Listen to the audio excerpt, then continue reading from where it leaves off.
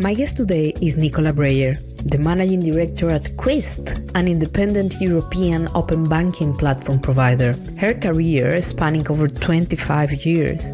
She has been a passionate force in building and scaling businesses, holding roles as a co-founder, investor, and corporate innovation and transformation specialist. In our conversation, Nicola shares how she navigated the male-dominated tech industry to become a trailblazer. She emphasized the importance of creating a supportive work environment, highlighting how to prioritize mentorship and a strong feedback culture. Nicola also discusses the significance of female representation in tech, encouraging women to embrace their unique strengths and push boundaries. As well, she offers practical tips on fostering diversity, such as actively seeking out diverse talent and championing inclusive policies. As we wrap up, Nicola empowering words remind us that by championing each other, women in tech can break down barriers and lead groundbreaking innovations. So welcome one more time to the Brilliantly Branded podcast. Welcome one more time to the Brilliantly Branded podcast. My guest today is currently serving as a managing director at Qwist. She will give us details later on about her brand or the brand that she is working for right now. But basically, it's in the financial industry. It's an European open banking platform. She has been a representation of women leaders in technology. That is actually one of the most important things and the reasons why Nicola is here with us today. So she's also actively involved in supporting especially female founders and sits on the boards. That is very important nowadays for several companies. And actually, I wanted to ask to her, welcome, Nicola. And the first thing is I will love you to please introduce yourself and share with our audiences a bit about your journey and how you have been arriving to this tech industry and your inspirations. And welcome. Thank you so much for having me, Maria. It's a great pleasure to be here. I've never seen tech companies as pure tech companies. I always saw technology as something that was fostering innovation. And innovation is what's been driving me in my entire career, which is now, scarily enough, 27 years long. I think when I left business school, I really wanted to work on something, that was in the forefront of innovation and was going to change something. And at that time, in the late 90s, it was the new thing called the internet. And, we were very early technology-wise, but people believed that technology would change the financial industry sector and banking. And frankly, I had no clue what banking and technology really was, but I felt it was super cool to be able to do stuff on the internet that we weren't able to do before. And that's how I ended up there. And we built, the first sort of ventures in online mortgages and online credit card applications and all sorts of things. And people would consistently tell me no one is ever going to really use that internet for financial services. So what I've learned is that in order to create something new, you have to overcome doubt.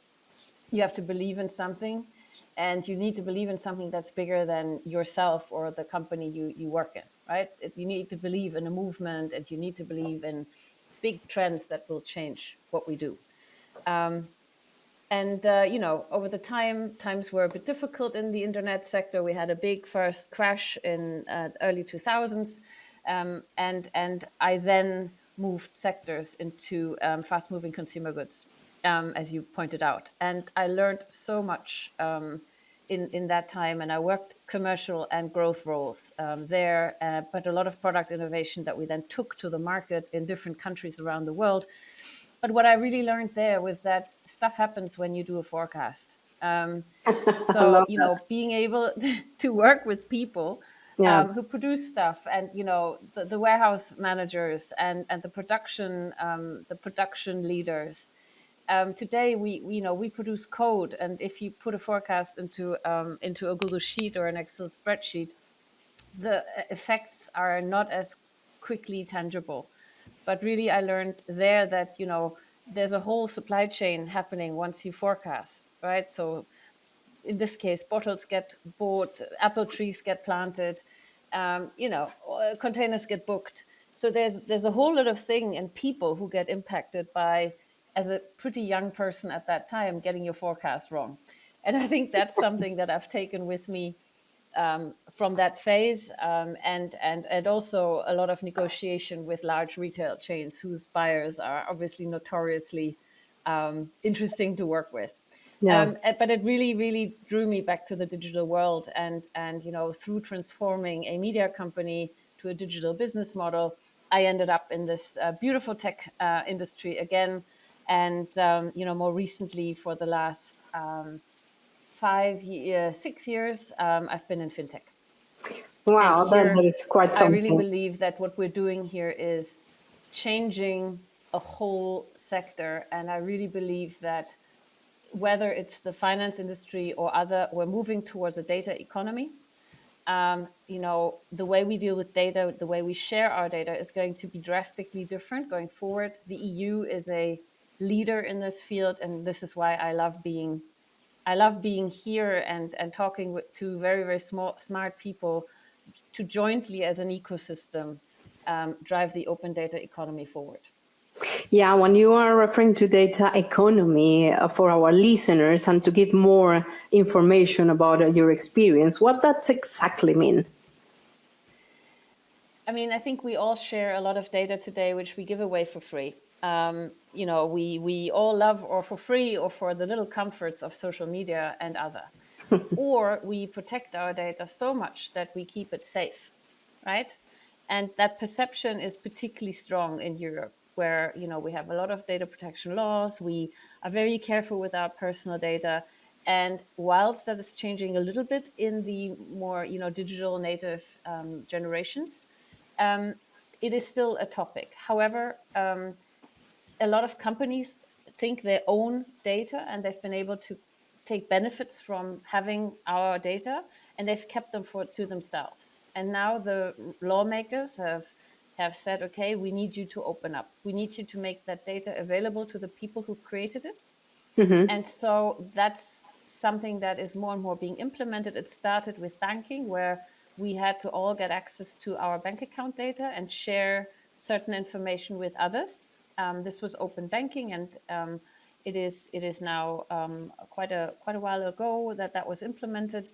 Businesses like ours exist because of that, but it's moving to other industry sectors like insurance, and then soon also probably energy and health and fitness data that we need to be able to access. And then we realize that there's value in that data to us, because we can get better products and services. For Yeah. example, if I make more data available, I might get a better loan, or I might get a loan where beforehand I wouldn't have, because I can make additional information available. But it doesn't stop there. I believe that as we have a phone wallet right now with which we can pay, and increasingly we can see more information in it, we also will have a data wallet, and we will see what data we share with whom, and ideally for what benefit. And I really believe that there is true and tangible value for all of us in our data, and that is going to be a currency in itself for us, and might even create a passive income, but Yeah. in a regulated and trusted environment that we all feel comfortable with. Yeah, actually, that will be my next question related with if data become like the new currency, because actually you can use it for many things, and sometimes, as you will say, it is a lot of information, your data sharing on different social media channels that actually, well, you are exposed. You need to protect that. I think a lot of things related with how this is going to be regulated as well, or is coming to be regulated as well. It will be generating a big impact in the all industries, and that is very important thing that you mentioned. But I think there are basically, different trends. Sorry. tell me, go. I think there are different trends playing into each other. We have the whole regulation of AI, and that is increasingly important when we deal with data, right? Yeah. So that usually relates to fact checking and for the responsible use of AI. we need AI to also process and make sense of this immense volume of data that we're also creating. And indeed, I actually believe that at some point, data is actually going to become a tradable currency, especially also when it's about company data.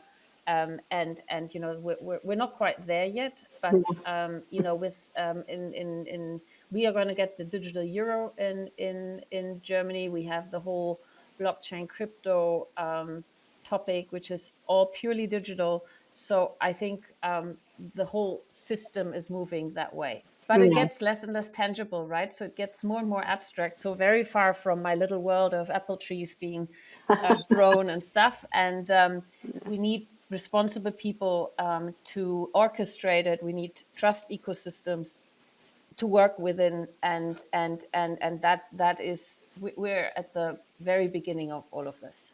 Yeah, it's a very interesting topic. I think it's a very, we can go and dig deeper in that topic. And one of the things that I am very curious to know about you is about how a woman have been living experience in a male-dominated industry. I mean, all the financial sector, we know that is very male-dominated. And actually, what are the strategies that you have been employed to promote this inclusivity and empowering on women in tech?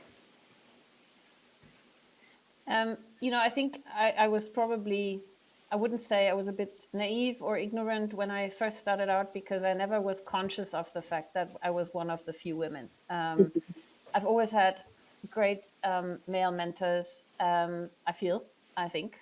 And I've, I think I've always built strong relationships and networks. And it's more recently actually that I really feel how strong this topic still is. And a good friend of mine is doing has actually written a book about, you know, how we can increase the number of women leaders in the fintech industry. So it's because I feel I've been always been able to get into an industry because I wanted to, and I never said I wanted to get into fintech. I always wanted to do interesting roles and jobs, and the one that got me into fintech really was PayPal. And you know, it took me quite a while then to learn that whole regulation and technology side. I can imagine, yeah. But I was interested in the company and the brand and the solutions they provided. So you know, after a while you do realize that there's not many women, but to me that came quite late. So when I realized that, I felt that I wanted to pave the way more for other women. And I really enjoy the diversity that women bring to the table in our industry. We need to make them more visible because they're more than we might think. You know, because our industry is coming of age, we're also more experienced. We tend to be visible on stages now. We tend to also have, you know, executive roles or even board roles. And I think to support other women and to make it interesting for them to join our industry, because it can feel quite abstract and difficult, That is a good is point. something that I really enjoy. And I do it here at Qwist as well. And you know, really with success. And then seeing these women thrive and rise is to me is one of the greatest pleasures. Yeah, it's self-satisfaction in the sense that you have been seeing the results of all what you have been doing. And that is something that we really support. And I love here during my podcast, supporting women in different sectors and different industries. And the financial industry as well have been, actually, I have been realizing how many women have been saying, well, I have been having a good journey, but all of those women that have been leading differently actually is the ones that have a very good position into the industry. And actually, you are as well female founders, if I understood well. Actually, you are involved in different initiatives with women entrepreneurs. So, how that is working, and what are you doing right now to adding value to that sector? You know, I think because startups in a very early stage tend to be very intense and very specific. I like to be on certain boards and support founders to the extent that I know what's coming next. So I know where they have to go. I know some of the, sorry to say this, BS that they'll be confronted with. I know people. I think it's important when you start out to have a good board that has also some sort of gravitas, that people will look at your board and go, okay, if these people are supporting you, then this must be serious. And we're talking, seed and pre-seed stage here. And then, I've always been really good at building an organization around a product or an idea and commercializing it. So that's where I can bring strength. But really, oftentimes it's also to do some sparring, to be there, and to be a credible supporter of the business, to speak with potential investors, but really to be there as someone who's a supporter at arm's length, because founding a company can be very, very lonely as well. And women tend to not trust themselves as much as maybe some of their male counterparts, especially founders. And there are phases that are filled with self-doubt, and I see it as well as my role to be there and to help give some love and tough love when needed, because I've just had that little more of business and life experience, and Yeah. the seeing some of these women founders persist and build their resilience and not stop believing in what they're building is very amazing, and I take my hat off to them, and it's a great pleasure. I tend to focus on the fintech industry, obviously, because with our specific regulation, and the way we have to build companies, that's certain expert knowledge that is helpful. Yeah, I take my hat off in front of you, because all of those things that you are doing are amazing. And one of the things, and it's just a question from my side, and is, what is the trigger, or what is pushing you to do these things for other women? Because you have extensive experience, and sometimes, we are growing in our professional life, and sometimes it's, as you well mentioned, it was not affected you, for example, in terms of gender. You just was leading and having this position and developing very well, and arrived to the very high top position in your life, in your professional life. But what are those motivations that making you support other women? I've thought about this, and maybe I would be in a very different place if I hadn't been a woman. I don't know what the trajectory would have been, and I don't know the missed opportunities. I don't know the conversations where I didn't have a seat at the table. I don't know the positions I've missed out on because no one saw me, right? So I think we don't know, and I guess that despite the issues that were around when I was, advancing in my career, I got to where I am today. And I really enjoy working. I really enjoy building businesses with other people, and the team aspect is super important to me with that. And I honestly mean it. I need good people around me. It gives me the energy. I get up for them in the morning, and I want, and technology is an advancing, is just one of the most advancing sectors, and Yeah. we create value with that, and we create change with that. So I have a genuine passion for what we do. The industry is better for having women in it. We also create, with AI coming into the game, we create a lot of solutions that need to cater to women. And if we only have men building this innovation, the likelihood is that we're going to exclude or, misunderstand a large percentage of the population for whom we are developing solutions. And we might miss out on business opportunities. So I believe it's really having diversity, and that goes beyond gender, by the way, Yeah. in our teams and in our companies is actually vital for success. And don't get me wrong, I really enjoy working with men. There are some fantastic men out there, but I think it's the mix that's that's where the that's where the that's where the beauty of what we can create lies. And it happens to be that we still need more women. We have enough men. We Yes. probably also need even more better men to join this industry, Yeah. but we have a way to go. And my mom sometimes says, do you not want to go and join a choir or pick up music again or something? And I'm like, well, there is a bit of this what we do. It goes beyond a job, right? It's more of towards a passion, Yeah. and it's also a great source of inspiration and support for me when I see these women and get to know them and can call upon some of them for advice. It's just something that gets bigger and bigger. And I believe in karma. So when you give, at some point something's going to be given to you. Maybe not from the same person, but I really believe that that's going to come around.